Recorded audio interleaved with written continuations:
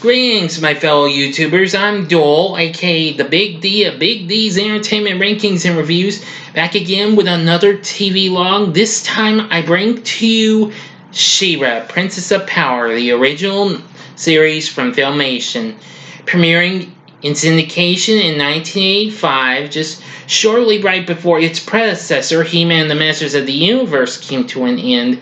This show is a follow-up story where we meet Adora, long-lost twin sister of Prince Adam, aka He-Man, and is on another planet called Etheria, and where Adora is defender of the Crystal Castle. Originally a member of the bad guys of the show, the Evil Horde, she was their force captain until He-Man manages to break her free from being brainwashed by its evil witch Shadow Weaver, and soon gives her the Sword of Protection, which looks just exactly like the Sword of Power, but it has a little jewel in it. Now, we do get to see some He-Man characters make special appearances in the episodes. Anyway, I actually got to enjoy She-Ra, even though I was in school at the time, but however, I got to catch it when I came home from school, and I got to watch it. I do have the series on DVD, but these are the original BCI Eclipse releases. Here's the first half of Season 1, which is real good. The second half of Season 1, although I've more recently been having some trouble with one of the discs, like I did from day 1, but maybe I'll get it fixed. You never can tell. And Season 2, which was lesser episodes, because the first season had 65 episodes, while its second one only had 28. So the show would eventually have 93 episodes overall. Now, if you put the three sets together, it would connect to form the Crystal Castle and the Fright Zone, which that's the Evil Horde's home base. Now, the Crystal Castle holds a mysterious force called Light Hope. This bright light that's shining up, yes, which is only one of the few that knows Adora is She-Ra. Of course, others who know about her include Cowl, this little owl-like koala creature. He's kind of a bit of a comic relief. But another comic relief of a character is Lookie, this little dude, a little dude of a critter. You have to find him in almost every episode except the first 5 episodes that would form the Sword of She-Ra story, which would later get edited later on as The Secret of the Sword movie, which you can find on the brand new complete series collection, which will be in stores tomorrow. Of course, it's also on the new complete series set of its predecessor, and the same with the underrated He-Man She-Ra Christmas special. Anyway, like He-Man, which I forgot to mention, every episode has a moral, well, except for the first 5 episodes, though. Now, anyway, in another episode you don't find Lookie in was the episode called Horde Prime Takes a Holiday, which would be a secondary antagonist. It would be the main big head honcho of the Evil Horde. The leader of the group is the fiendish Hordak. Now, I used to have an action figure of him, and anyway, so to become She-Ra, Adora raises the Sword of Protection, says, "For the honor of Grayskull," and then transforms, and then "I am She-Ra," and aims the sword to her beloved steed of a horse named Spirit, who becomes the unicorn Swiftwind. And they go off to face the Evil Horde with the help of the Great Rebellion.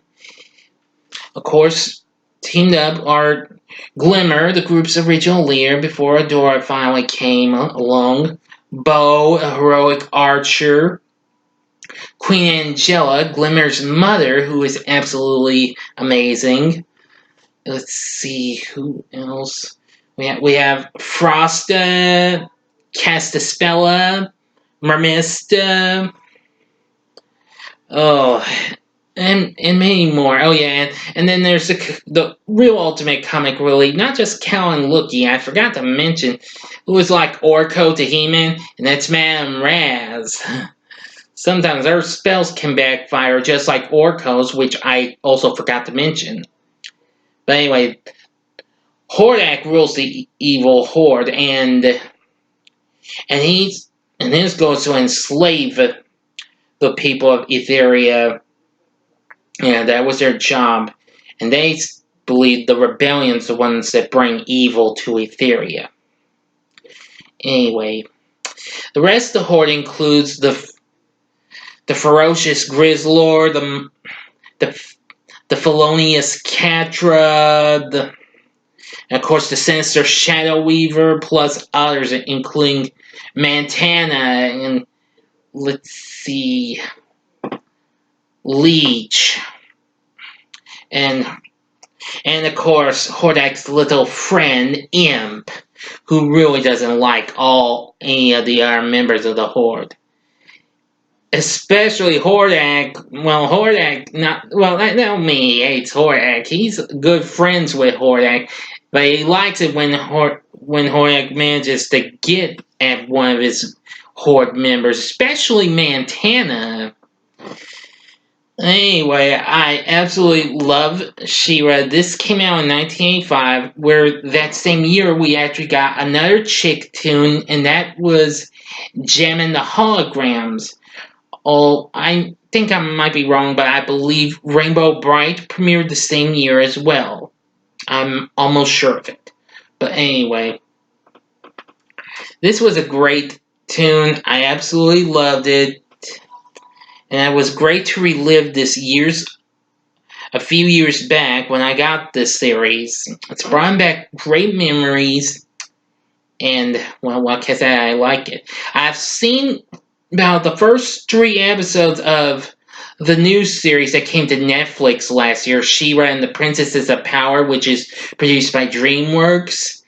Yeah, it's okay and all, but I didn't quite enjoy it as much as the classic. Now, some of it is pretty good, but the way some of the characters are, I wasn't impressed with. No offense. But anyway, excuse me. But even so, She-Ra is definitely a great show. You need to see this if you've never seen it.